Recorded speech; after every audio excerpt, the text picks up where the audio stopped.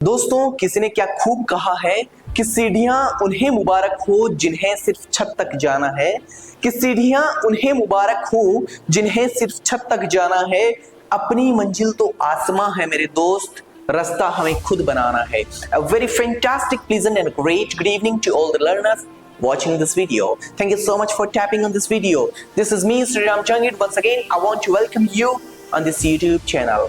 So dear friends, today I have brought something extraordinary for you in this beautiful class. You can see at the board the use of there. use of there. एक ऐसा structure जो सीखने में बहुत ज्यादा आसान है, but that is very much important for your spoken English.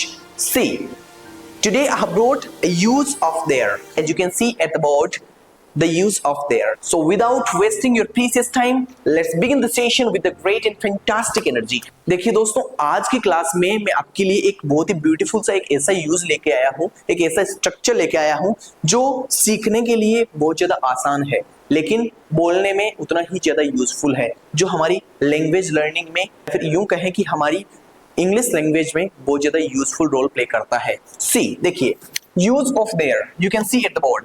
आपने एक वर्ड पक्का ही सुना होगा, देयर, THERE। क्या मीनिंग होता है इसका? देखिए, देयर मीन्स होता है वहां। जैसे देखिए, हम ऐसे सेंटेंसेस बोलते हैं कि वहां जाओ, सो वहां पे हम यूज करते हैं गो देयर, राइट। वहां बैठो, सिट देयर, राइट। वैसे ही इसके देखिए बहुत सारे मल्टीपल यूजेस है इसके, है ना। हमारा जो वर्ड है देयर, इसके बहुत सारे डिफरेंट काइंड ऑफ यूजेस है, लेकिन आज की क्लास में आपके लिए एक बहुत ही शानदार और बेस्ट सा यूज जो आपके स्पोकन इंग्लिश में चार चांद लगा देगा। So without wasting your time, let's begin the session. You can see dear friends, use of there. First of all, you need to understand that where we use this word. You have to understand that how it works actually.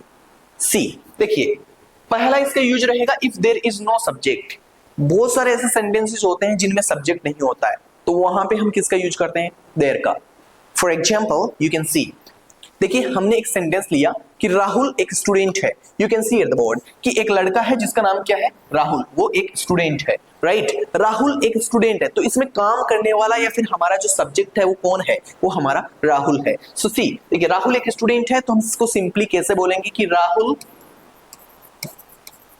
Is a student, right. Rahul is a student, कि राहुल एक student है। इसको हमने simply बोल दिया कि राहुल एक student है। क्यों? क्योंकि राहुल हमारा सब्जेक्ट है। अभी ऐसे सेंटेंस होते हैं जिनमें सब्जेक्ट नहीं होता। देखिए, एक स्टूडेंट है, हमने या फिर हमारी जो प्रीवियस स्टोरीज होती थी, जो हम 10th या 12th क्लास में पढ़ते थे, हमारी कहानियां, उनके अंदर सेंटेंसेस बोले जाते थे कि एक राजा था, राइट। हम कई बार बोलते हैं कि जैसे एक लड़का है जो इंग्लिश बोलता है, एक टीचर है, एक स्टूडेंट है, एक फार्मर है। सो ऐसे सेंटेंसेस को बोलने के लिए हम इसका यूज करते हैं। सी, जहां पे सेंटेंस में सब्जेक्ट नहीं हो वहां पे हमें किसका यूज करना है? देयर का। देखिए, एक स्टूडेंट है, so we gonna use there. There, एक है तो इज लगाओगे, ठीक है। देयर इज अ स्टूडेंट, एक स्टूडेंट है, देयर इज अ स्टूडेंट। अभी आपको बोलना है कि एक टीचर है, देयर इज अ टीचर। एक व्यक्ति है, there is a person.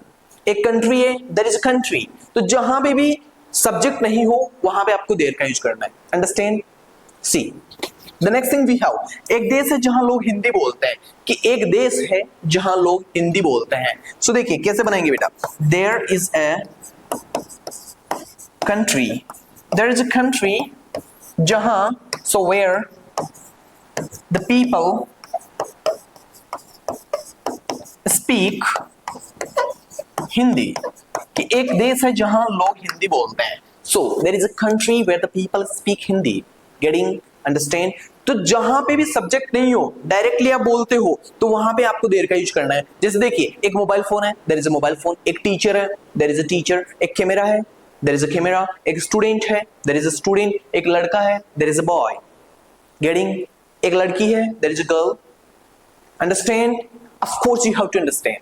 You know guys, somebody has said that there is no shortcut of success. कि सफल होना तो उसका कोई भी शॉर्टकट नहीं है। If you want to be successful, so you have to go through all these kind of problems. If you want to learn any language, if you want to learn anything, so you have to go through these kind of structures. Right. So देखिए जहां पे भी subject नहीं है there का use करेंगे। एक teacher है, देयर इज अ टीचर। एक बॉय है, देयर इज अ बॉय। एक कैमरा है, देयर इज अ कैमरा। एक लड़का है, देयर इज अ बॉय। एक लड़की है, there is girl. Understand? See let's move on the next thing. अभी देखिए बेटा, जो हमारा नेक्स्ट और सबसे ज्यादा इंपॉर्टेंट यूज है, जो हमें बोलने में बहुत ज्यादा हेल्प करेगा, जो आपके स्पोकन इंग्लिश में चार चांद लगाएगा, जो आपकी लैंग्वेज में बहुत ज्यादा हेल्प करेगा। सी कहां पे यूज करना है इसका, जो हमारा नेक्स्ट यूज है that is all about something you can see it about, किसी वस्तु के अंदर कुछ हो, कि कोई भी चीज है उसके अंदर कुछ चीज है, वहां पे हम बात करते हैं तो वहां पे किसका यूज करना है? देयर का। कि कोई भी चीज है, कोई भी वस्तु है, उसके अंदर कुछ है, और ऐसे सेंटेंस की बात करते हैं हम तो देयर का यूज करना है। कि मेरे घर में एक किचन है, मेरे रूम में एक एसी है, हमारे देश में 50 राज्य है, राइट। हमारे गांव में 10 दुकानें हैं, हमारी सिटी में एक पेट्रोल पंप है। तो जहां पे भी किसी भी चीज के अंदर कोई चीज पाई जाती है वहां पे यूज करेंगे हम देयर का। अंडरस्टैंड? सी देखिए स्ट्रक्चर क्या रहेगा बेटा? स्ट्रक्चर हमारा रहेगा देयर इज और देयर आर, दो वर्ड्स है। इज सिंगुलर है, अगर एक ही चीज है तो इज लगाओगे, एक से ज्यादा है तो आर लगाएंगे। सी देखिए देयर इज और देयर आर, किसी भी चीज में तो इन। अभी आपको बोलना है कि मेरे घर में एक किचन है, how you gonna speak that? See देखिए बेटा, कि एक चीज है तो क्या लगाओगे? इज।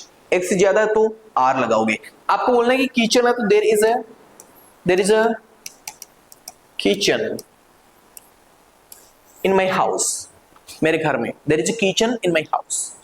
आपको बोलना है कि सर मेरे घर में 2 स्कॉर्पियो है, देयर आर, क्योंकि 2 हो गई, एक से ज्यादा हो गई तो हम क्या लगाएंगे? आर।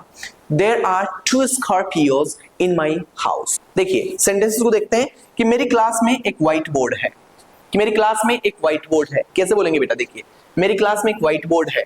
सो एक है तो किसका यूज करेंगे? इज का, राइट। सो स्टार्ट कैसे करेंगे हम?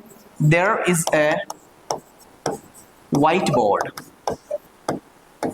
There is a white board. अब मेरी क्लास में, in my class, there is a white board in my class, मेरी क्लास में एक व्हाइट बोर्ड है। अभी आपको बोलना है कि सर मेरी क्लास में एक पंखा है, तो कैसे बोलेंगे? एक है तो इज, एक से ज्यादा है तो आर। सी मेरी क्लास में एक पंखा है, there is a fan, there is a fan मेरी क्लास में, इन माई क्लास। मेरी क्लास में 2 पंखे हैं, तो 2 आते ही इज ने लगा के क्या लगाएंगे हम? Are. There are 2 fans in my classroom. देखिए जब हम स्कूल गोइंग स्टूडेंट्स थे तो हम जब ऐसे राइटिंग करते थे, निबंध लिखते थे, जैसे कि मेरी स्कूल के अंदर क्या क्या चीजें हैं। मेरे स्कूल में एक ऑफिस है, so there is an office in my school. अभी आपको बोलना है कि सर मेरे स्कूल में 5000 स्टूडेंट्स है, there are 5000 students in my school. मेरे स्कूल में 20 टीचर्स है, so there are 20 teachers in my school. Understand? किसी भी चीज के अंदर कोई चीज है तो आपको देयर का यूज करना है। अंडरस्टैंड?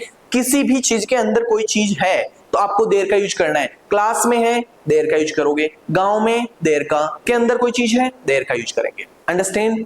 सी अभी देखिए नेक्स्ट एग्जांपल देखते हैं कि मेरे गांव में 10 दुकानें हैं, मेरे गांव में 10 दुकानें हैं। यूज किसका करेंगे? क्योंकि गांव के अंदर कोई चीज है उसकी बात हम कर रहे हैं, तो देयर का यूज करेंगे। इज लगाओगे या आर लगाओगे? Of course we gonna use are there. Understand? क्योंकि देखिए 10 दुकानें हैं, एक से ज्यादा है तो किसका यूज करेंगे? आर का। सो क्या सेंटेंस हो जाएगा हमारा कि देयर आर 10 को क्या बोलते हैं? 10 दुकानें, that's gonna be shops मेरे गांव में, in my village there are 10 shops in my village। See जितने भी ऐसे वर्ड होते हैं जो ओ का सेंस देते हैं, देखिए शॉप, नॉट, राइट, ऐसे वर्ड्स को आपको आ के साउंड में प्रोड्यूस करना है, ऐसे वर्ड्स को आपको आ के साउंड में स्पीक करना है। देखिए shop is gonna be shop, जैसे मेरे पापा एक शॉपकीपर है, my father is a shopkeeper. It's not gonna be my father is a shopkeeper, my father is a shopkeeper. Not is gonna be not, not at all, not at all. Understand? तो जो भी चीज ओ में जो भी चीज ओ बोली जाती है उसको आ का सेंस दें, so that it can be little bit beautiful. Understand? देखिए आगे देखिए बेटा, नेक्स्ट सेंटेंस है हमारे, अमेरिका में 50 राज्य है। अमेरिका में 50 राज्य है तो कैसे बोलेंगे? राज्य को बोलते हैं स्टेट्स। क्या बोलते हैं राज्य को बेटा? स्टेट्स। कि अमेरिका में 50 स्टेट है, राज्य है, तो कैसे बोलेंगे अमेरिका में? सो स्टार्ट किससे करेंगे? देयर इज या देयर आर। 50 है, एक से ज्यादा तो आर का यूज करेंगे। There are, see there are 50, there's gonna be 50 states in America. There are 50 states in America. कि अमेरिका में 50 राज्य हैं. There are 50 states in America. Understand? The next sentence we have, Bharat में बहुत सारे पहाड़ है. अभी देखिए कुछ वर्ड्स के ऊपर आपको फोकस करके चलना है. You have to understand. See, so many, a lot of, a lots of. तीनों का मतलब क्या है? बहुत सारे. अभी ऐसी जगह पे आ जाते हैं हम जहां पे हमें पता नहीं होता कि भाई कितनी चीजें हैं, तो वहां पे हम बोलते हैं कि बहुत सारी है. जैसे क्लास में स्टूडेंट्स की काउंटिंग हमें पता नहीं है तो क्या बोलते हैं कि मेरी क्लास में बहुत सारे स्टूडेंट्स हैं. देखिए जैसे कई बार क्या होता है कि हम अपनी क्लासरूम के बारे में बता रहे होते हैं, हमें पता नहीं कि हमारी क्लास में कितनी चेयर है, हमें पता नहीं है कि हमारी क्लास में कितने टेबल्स है, तो वहां पे हम किसका यूज करेंगे? So many, a lot of या लॉट्स ऑफ. तीनों का मतलब क्या है? बहुत सारे, बहुत सारी या फिर बहुत सारे. जैसे मेरी क्लास में बहुत सारे स्टूडेंट्स हैं, सो देखिए there are so many students in my class. There are so many students in my class. में आपको बोलना है कि मेरे स्कूल में बहुत सारे टीचर्स हैं. There are so many teachers in my school. Understand? So many means बहुत सारे, अ लॉट ऑफ मींस बहुत सारे, और लॉट्स ऑफ मींस भी बहुत सारे. तीनों में जो भी वर्ड आपको पसंद हो वो आप यूज कर सकते हैं. Next word so much. देखिए इसका मतलब बहुत सारा, इसके मतलब बहुत सारे. क्या डिफरेंस है दोनों में? ऐसी अनकाउंटेबल नाउन्स जो होती है वहां पे हम सो मच का यूज करते हैं. देखिए जैसे पानी को हम गिन नहीं सकते, राइट? कि जैसे बोतल में बहुत सारा पानी है, so there is so much water in the bottle. Understand? पानी को गिन नहीं सकते तो हमने क्या लगाया? So much. और जिन चीजों को गिन सकते हैं वहां पे सो मेनी. देखिए मेरे पर्स में बहुत सारे रुपए हैं, so there are so many rupees in my purse. Understand? Understand? Of course we need to understand बेटा. समझना ही है ना? We don't have another option, right? अगर आज हमने प्रिपरेशन बढ़िया कर ली तो हमारा फ्यूचर होगा वो बेस्ट होगा. Understand? Let's move on the next thing. देखिए मेरे स्कूल में 5000 स्टूडेंट्स है. अभी हमारा सेंटेंस क्या रहा कि मेरे स्कूल में 5000 स्टूडेंट्स है.